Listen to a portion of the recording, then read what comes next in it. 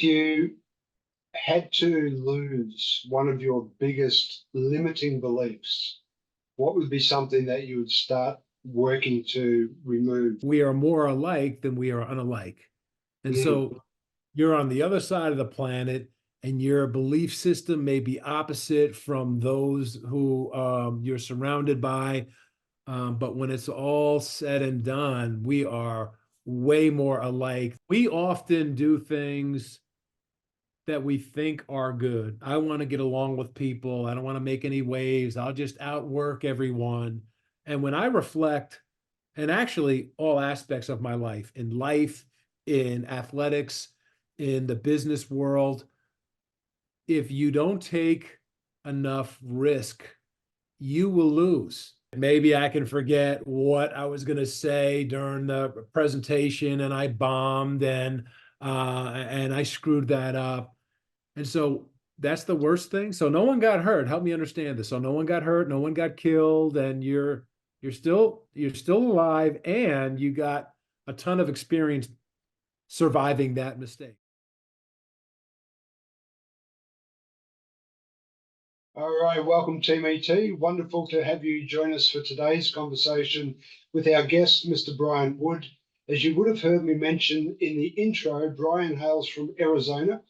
My limited knowledge of Arizona we'll probably touch on later, but Brian's an ex-basketball player, an MVP, a corporate leader, as well as someone who loves the opportunity to travel.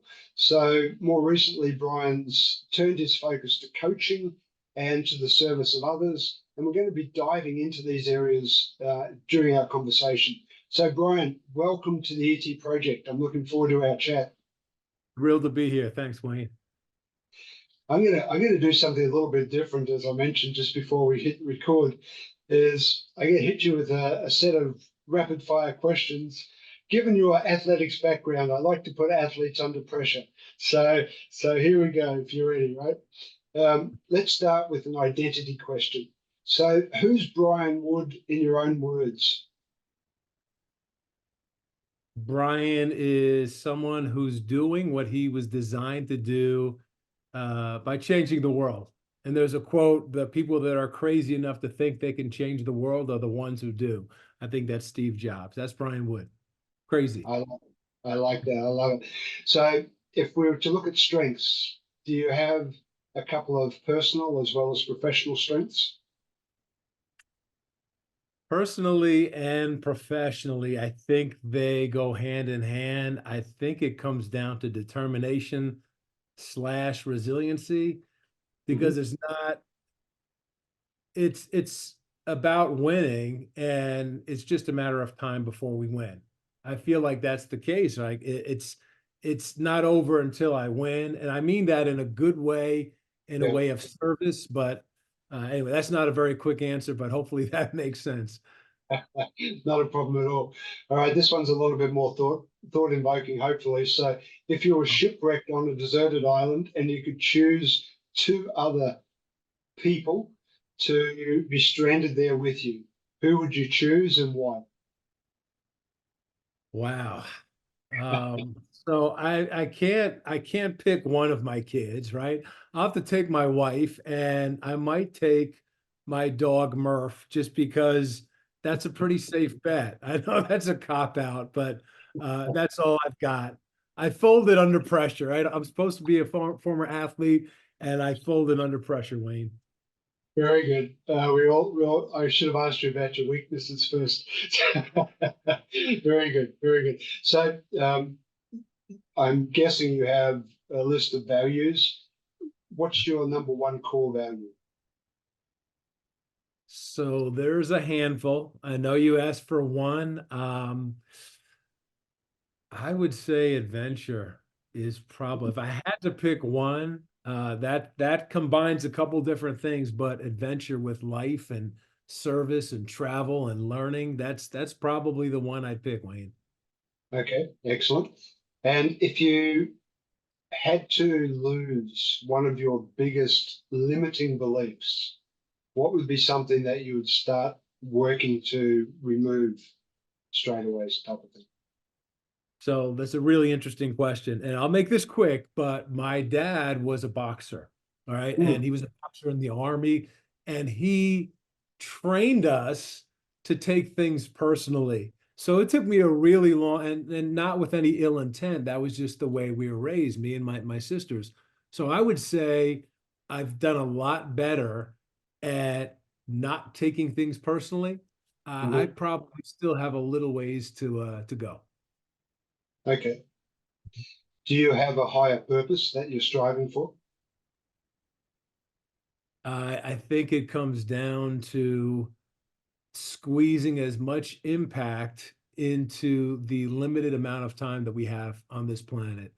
And every person that we cross paths with, we have an opportunity to make their world a little bit better. So it's it's operating with purpose to serve as many people and drive as much impact as possible, but also in a way where there's poise and it's not panic. I Mm, think it was a quote from John Wooden, and it was move fast, but never in a hurry. So there's got to be purpose, but it also can't be chaotic, if that makes sense. yeah, absolutely. All right. Well, I'll let you have a sip of tea or coffee or whatever your beverage is. And what we'll do is we'll stop the rapid fire questions. We'll go into some deeper responses. But I thought, given that you come from both sides of the fence, you're a sports person as well as a corporate person. We'll unpack both of those in our chat. Probably starting with your college years, I guess, where you were playing basketball. So, what was it like back then? And you don't have to divulge your age, but back at that period in the world and playing college ball, what was life like? So it was a long, long time ago, Wayne. I'll tell you that. Full disclosure, I played ball in college back in New Jersey, William Patterson University, back in the 80s. Mm, Um, and I tell people about that now, younger people, and they're like, did they even have electricity back then? And I feel so sorry for you. And anyway, that's a whole nother story, another show. But it was the best. I mean, the workouts, even as hard as the workouts were, there's something about enjoying the mm, process and the pain to a degree, because you know it's pushing you to a better place. And mm, so even the tough workouts, and um I loved it. And I loved my teammates, and I loved the locker room, and I loved the lessons, and I loved even when things didn't go perfectly, which in my case they didn't quite often. When things didn't go perfectly, upon reflection, you realize and you learn that, man, mm. that kind of shaped me and served me, and that was really a pretty big gift. I maybe I didn't recognize it at the time, but Yeah. short version, too late for that, I know, is it was just amazing. It was a great time, and it was just a lot of fun and a lot of lessons learned. Yeah, hindsight's a wonderful thing, right? And if Yeah. if only we could tap into our future self more often, more frequently, wouldn't we be so much better off? Like what number of years are we talking now? College ball, is this 2 years, 3 years, or what? So 4 years in college, and then I Okay. did a lot of traveling teams after college. So a lot of, and you and I share passion for travel and learning. So that Yeah. was just so much fun too, to just learn and play ball and travel and just see different parts of the world. That was just a lot of fun. So I played probably longer than I should have, because I wasn't making a big bag of money, but it was just so much fun. It was hard to walk away from. Now it's just hard to walk with my broken down knees, but I would say boy, it was probably like 8 years after college. I was still, just limping around the court. Wonderful. I'm guessing a lot of people, myself included, see college ball through the lens of a camera um, on TV or somewhere, and it's a very glamorous sport. And I know all athletes put in the yards to get to final outcome. What was a typical training session like? Like, how long did it last? What sort of drill did you go through? Just the routine and the process I'm curious about. So it started, we had a coach, Wayne, who was just psychotic when it came to being in shape, and we can win Hmm. as so many games by being in better shape than everyone else. So it was I remember we had to do these 3 mile runs way back when, and the goal was to break 18 minutes. So it had to be sub 6 minute miles, and we're not track stars, but Yeah. that was the goal. He wanted to really push us. And then that was just the beginning. And that was the Right. beginning. And that was just like the entrance fee to get into practice. I'll tell you one workout that was just miserable. And I don't think we played awesome defense one game, and we paid for it the next practice, the next workout. And it was, Wayne, I'm not kidding you. It was 25 minutes of defensive slides. And that is the equivalent at the time. It felt like it was 3 months. And it felt like a lifetime of burpees. It was just so hard. But I will say that stuff that was so painful, it absolutely built resiliency, because it's not like you're making it up, and it's not like it's conceptual. You can get to a point where you're doing something, you're competing for something in business, in sports, and you can go back to that 25-minute hellacious session and say, oh, Yes. I've done that before. I survived that. I can win the next game. I can win the Yeah. next challenge. I can win the next drill. You have that inner belief because you've already broken that barrier at some point. What did that type of thing do for the team bonding? Was that Mm. also a great trigger for bringing the team together or drive it apart? It, I honestly feel like it was punitive from our coach. He was so upset that we didn't play the defense that we should have. So I don't know if there was a method to the madness, but it went in a couple different directions, Wayne. The first one was, it was just, you hated everyone who was in your space. I don't even want to look at you. I don't want to hear you breathing hard. You make me sick. And then, similar to what you talked about earlier and reflecting, then it became, wow, we survived that together. Now, I haven't served my country in the military, and I suspect that there's, when you see army buddies get together after so many years, they relive some of these memories and these experiences. Certainly not comparing myself to those heroes. The connection is there, though. I imagine there's something similar, because that it just Right. felt like survived something together, as silly as that sounds. Yeah. Yeah, very good. So while you're doing all the sport, how much did the sport take over from the academic side when you're at college? You're expected to do both equally well, or how does it pan out in America? So you're talking about when I'm playing, and the balance between academics. Yeah. It's interesting. As I went into my senior year, and I started off slow academically, and I really had to grind it out to graduate on time. That was kind of important for me. As a matter of Mm. fact, my last semester, it was like 21 credits, and I don't even remember sleeping much, because there was the basketball team and all kinds of workshops and internships and stuff. And so anyway, to answer your question, I had a ton of respect for one of my coaches when I was a senior. And he said, you're going to get to practice late on Thursday, because you've got to be able to get that last class in so that you can graduate on time. So I Yeah. didn't mess around. As soon as class was over, I went. I really locked in and got there and did my thing. But it taught me a lesson that usually it's not either or. Usually it's both. Like, we can do both. Sometimes you talked about limiting beliefs, Wayne. Sometimes we have this limiting belief that we need 8 hours of sleep or whatever the case may be. But if we really find inspiration and motivation, we can often do both. So that's what I went after. I did pretty well academically and athletically. And that was another great lesson that I carry through till until today. Yeah.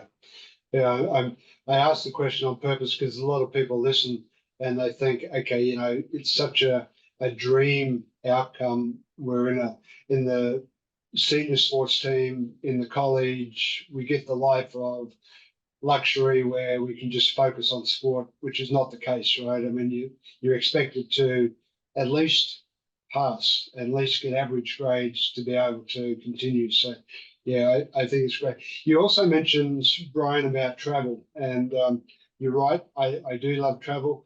Um, your career then in basketball gave you the opportunity to visit different countries. Share a little bit about that period and what that was like for you. What did it mean for you to be able to go to these different countries? So my first flight, first airplane ride was from, this is really impressive. I know you're going to be blown away by this, Wayne. It was from New Jersey, Newark, New Jersey to Norfolk, Virginia, like an 8-minute flight. But when I was on that flight, when I took off, I said, wow, this is something that I want to do. And so some of the places they included, and I know this is part of the United States, but Hawaii was a cool one, playing against BYU and Pacific University and some of these things. Denmark was great. There was some, Mexico City was another one. Um, San Juan, another one. I have to think through. There were so many, and it gave me such an opportunity to do what I love doing, just playing and competing. And Mm, then when we went out to dinner as a team, trying new foods and learning yes. about new cultures, it was just Australia was another fantastic one. I'm drawing a blank because anytime you speak travel, I just I fade out because it's just so exciting to me. But tons of destinations, and I loved each and every one of them. So Mm. yeah, great times. How much opportunity did you get while you were there to look around the city itself? Like, did you have an opportunity to explore? So I would say that I made the most of the limited time. Right. It wasn't the typical vacation where you spend a full week just exploring, but after we got our workouts in, after the games, there was always an opportunity. Everyone went in a different direction in some ways. We all have our priorities, the things that are most important to us. Yeah. Mine, like I says, it was like I said, it was adventure and exploring and learning. So I definitely maximized the opportunities, even though it wasn't as long as I would have liked. Mm. What I know I'm putting you on the spot here a little bit, but what would be some of the learnings that you did take out of this overseas exposure? Maya Angelou has a quote, and she's got a lot of quotes, but one of them it pertains to what you're describing, and we are more alike than we are unalike. And Mm, so you're on the other side of the planet, and your belief system may be opposite from those who you're surrounded by. But when it's all said and done, we are way more alike than we are unalike. And that makes sense with everything as far as I'm concerned, whether it's religion, whether it's ideology, whether it's almost anything. There's something in there that connects us. And the more we look for opportunities to point out where we're different, I think the the the more opportunity that's lost.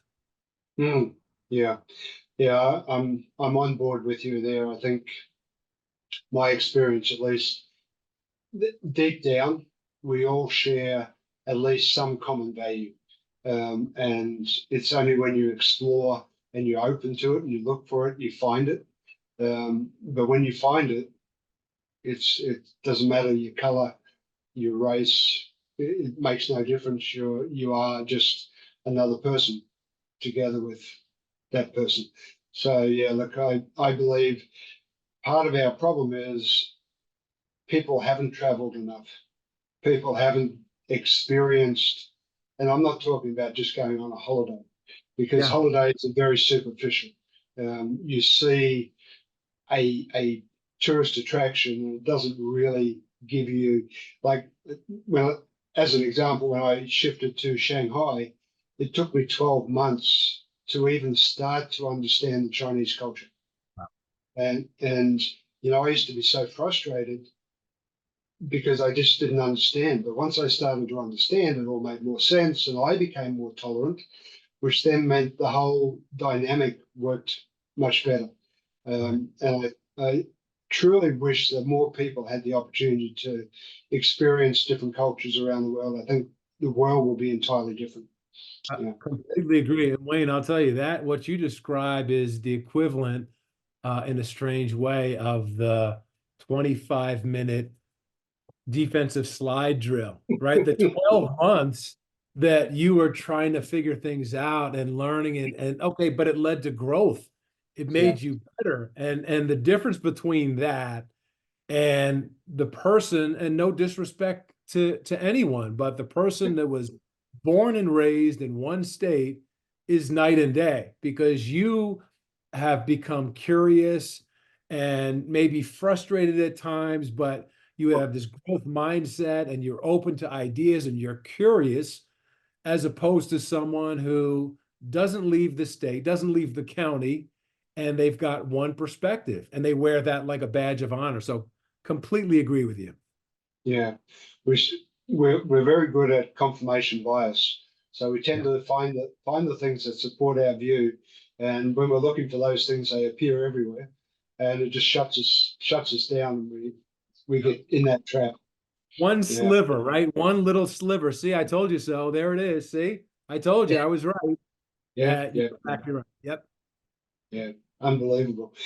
Let's jump now from what was sort of the glory days, the sports days, now into the real world, the corporate world. Yeah. Yeah. um, you thought sport was hard until you started working for a living. So, where did you kick off in the business world? What was the career like? Yeah, you're just gonna bring me down a notch now, huh? Right? Just sadly look into the camera here. It's so funny because like those days, I could feel myself excited when you're asking me about these times. And Wayne, I'll tell you, it felt like it lasted 10 minutes. It was so much fun, so much excitement, and it was gone before you know it. I was not a big time athlete. William Patterson University is a small school in New Jersey. So it wasn't like I had aspirations of being this NBA player, or Right. aspirations, not realistic aspirations. Um, so going into the world of corporate, like a lot of athletes, I think you move into a place where I want to compete. Maybe corporate is a good place to go into. So I went down that route and I stayed there for a lot of years. But part of me, even while I was learning, and even though I had my degree, there was definitely that struggle, and a lot of athletes struggle with this, their identity, right? Your identity, your how good you are as a human being, and obviously this is not true, but how good you are as a human being is directly connected to the box score and your performance and how the team is doing. And Yes. so that was just a struggle. So I moved into corporate, and I used competition to make it better, but there was still a struggle with trying to understand who I really was and what I wanted to achieve. Mm. And I know today, what part of what you do with coaching is that you help athletes who are finishing their career and transitioning into the next stage of their life. So I can see when you have that first-hand exposure, it certainly helps to then work with others who are going through it, because experience, there's no replacement for experience. And if you can relate firsthand, you can certainly help others. And I see that's what you're doing. So where did you go to?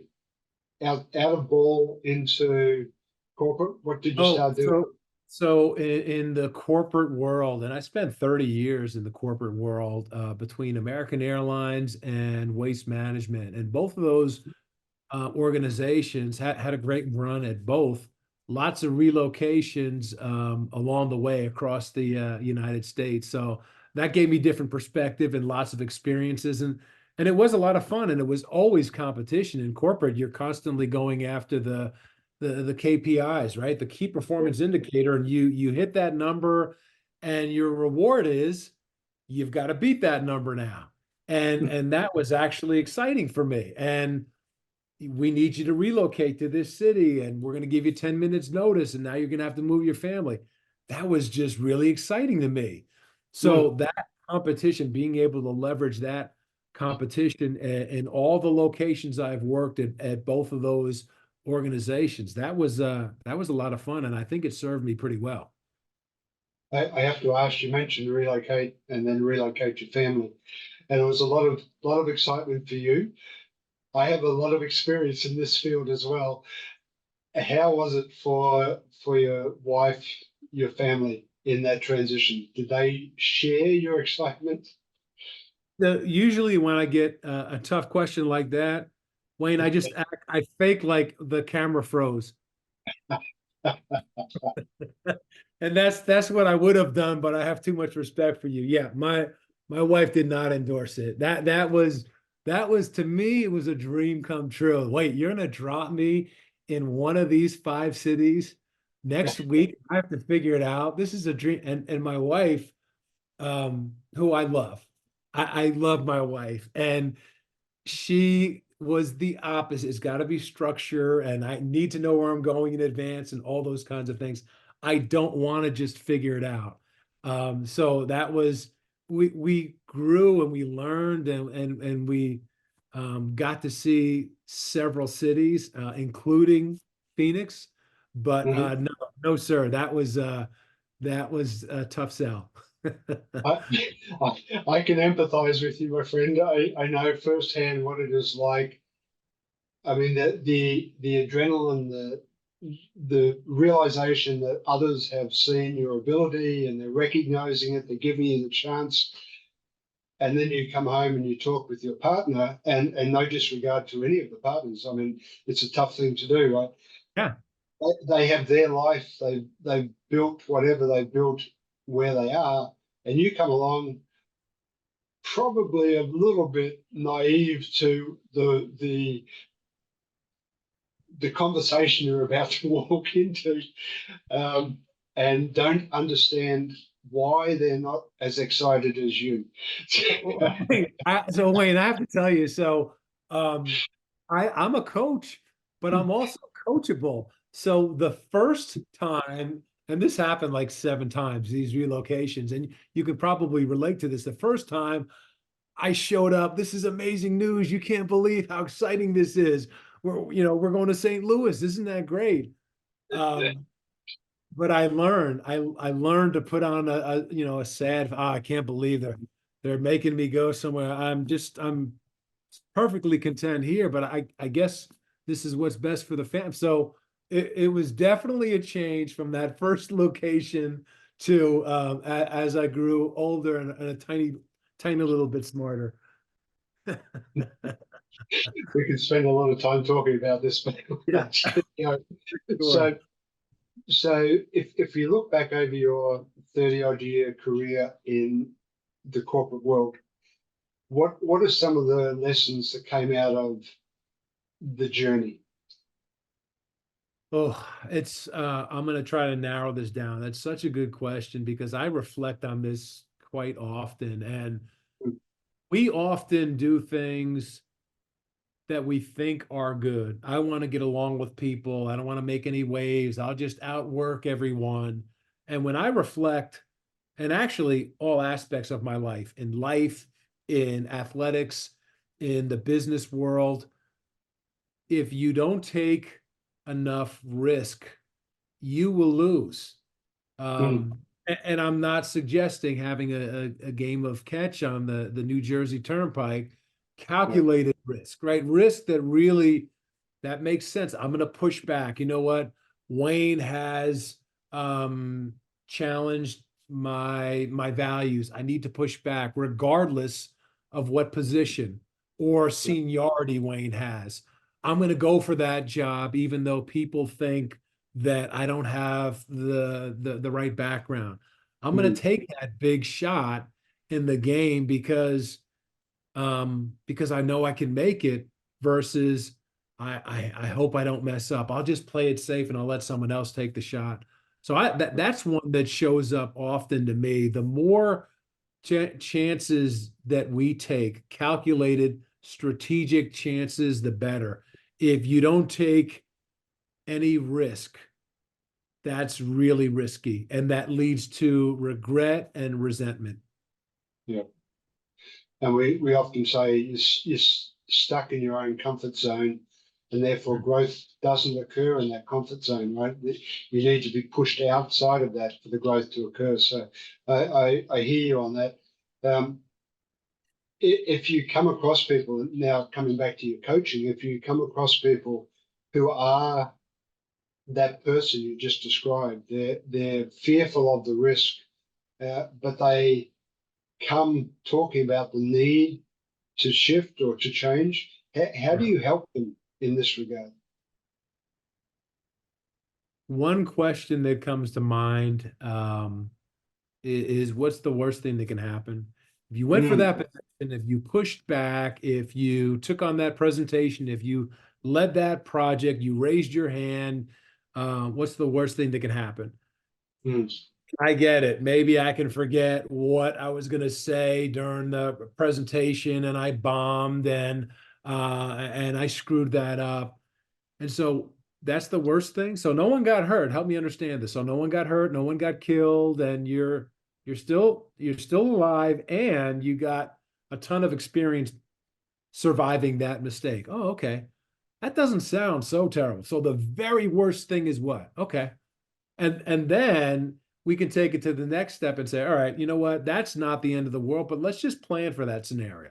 Let's mm. plan for maybe the worst thing you might think, Wayne, is I get heckled when I'm doing a presentation. Okay, well, let's put in some drills. That's what athletes do, right? You Yeah. put in drills, you put in the drills, you take thousands of shots, and then when it's time for you to take the big shot that really counts, you're ready for it. Your body doesn't go into shock because Yeah. you know you've done this thousands of times before. So the same thing, we can drill. Let's get in, let's pretend that I'm the heckler. Let's go through some role play and like again, what's the worst thing that can happen? And now let's create a scenario together and practice. So when that person does heckle you, you're almost looking forward to it. It's almost like you're studying for a test and you come across the question like, oh, I know the answer here. This is great.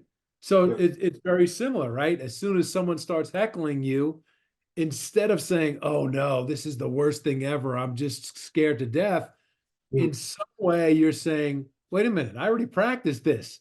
I'm Right. ready for this heckler. And on top Yeah. of that, no one's going to get hurt, no one's going to get killed. I got this. And one of the underlying tones to what you've just said there, Brian, is almost the value of a coach is that if you're the type of person that lives in that fear, it's very hard to see that second step, which Mm. is to prepare for it. And that's really, in my mind, where coaching is so valuable and brings so many possibilities to the table. Um, and we all know that it's the right approach, but sometimes it's just so helpful to have somebody beside you, basically holding your hand and saying, I've got you here. Let's work through this together. So I think that for me is so valuable. What else came out of the corporate world for you? Like what other learnings apart from how to how to take calculated risk? Empathy. Mm, And it's really interesting. You can if you're leading people, you're dealing with an irate customer, you're managing a project that's upside down, Mm, you can absolutely get to the point where, okay, we're going to hold you accountable. We have to actually terminate you. You can head down any path that is warranted, but you start with respect and empathy. mm, And some of the things that I've seen, and I fell into this trap for a short amount of time, was people were being rewarded for um, writing people up. Wow, what a great job he's doing! What an excellent leader she is. She's holding everyone accountable. Look at all the write ups she's got. It may come down to that, but if you're doing that just to keep score again, to see, look what I did. Um, I think there's that saying, people will never forget how you made them feel. So even if you have to terminate me, but you do it with respect and empathy, um, that's a completely different experience than Wayne firing Brian and just hitting him over the head with a sledgehammer. Totally different experience. And maybe that was a self-serving thing. Maybe the person who got rid of you was trying to elevate themselves and advance their career. mm. Whatever motivation is, if you don't show up with respect and empathy, I think ultimately you'll lose. So that's a big one. I know it's a basic one, but I feel like there's a lot of leaders out there who don't understand the importance of the simple basics. Yeah. And empathy is almost one of those buzzwords Yeah. that is so thrown around without really the understanding or the depth of knowledge about what it truly means and how to apply it. So I like it.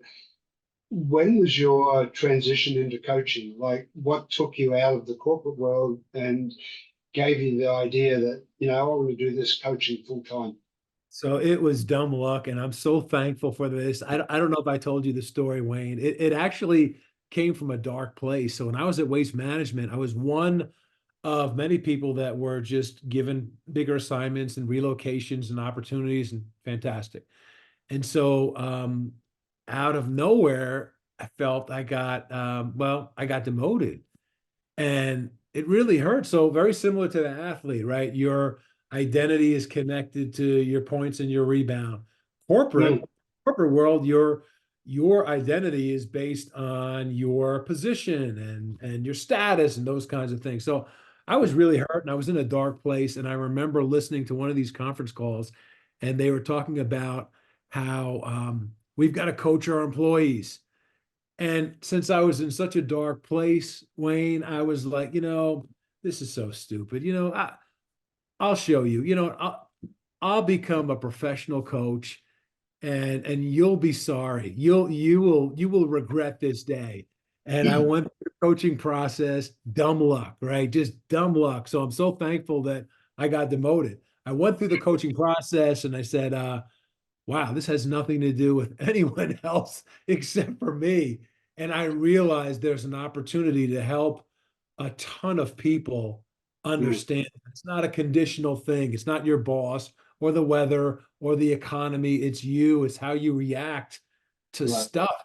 And so anyway, that's how it happened. And man, again, you don't always see it in the moment, and I certainly didn't when I got demoted, but I am so thankful for that moment. I got to tell you, Wayne. So maybe explain a little bit, Brian, about what you're now doing as your coaching career, like your client base or who are you focused on? Yeah, I juggle a lot, and most of my clients come way by referral. So athletes and former athletes. I'm actually going to Paris for the Olympics to not to compete in the Olympics before you beat me to the punch, to support athletes, English speaking athletes. So that'll be a lot of fun. I work at ASU, or Arizona State University, and they have a T4 leadership academy, and that's really Mm, connected to innovation and technology and access and diversity. There's tons of different projects. Most of my clients come from a space of nonprofit leadership, high potential executives, or athletes and former athletes. But a lot of the coaching I do connects to most industries and most organizations. So I do that kind of coaching. I do leadership development, training, everything from culture to accountability to diversity, equity, and inclusion. So there's Mhm. just a ton of things that I do in that space, and I'm kind of all over the place, but I love it, and I can travel and do some things virtually, and anytime it's involving coaching or training and creating that ripple effect and that impact, it brings me joy. Excellent. And you mentioned heading to Paris. You have provision for an extra suitcase, I guess. So I could come with you, Let's right? talk. Let's talk. We'll make some we'll make some plays here. I'll visit you in Shanghai and we'll figure There you go. something out for Paris. There you go. I'm open. I'll send you the details later. So Okay. what's next, Brian? Where are you? Where are you heading? What's the vision for the future? So the vision is to be more strategic. I really am so fascinated with changing the world and connecting with as many people as possible. I don't always do it the right way. So as my goal is to really travel the world on this mission to serve people.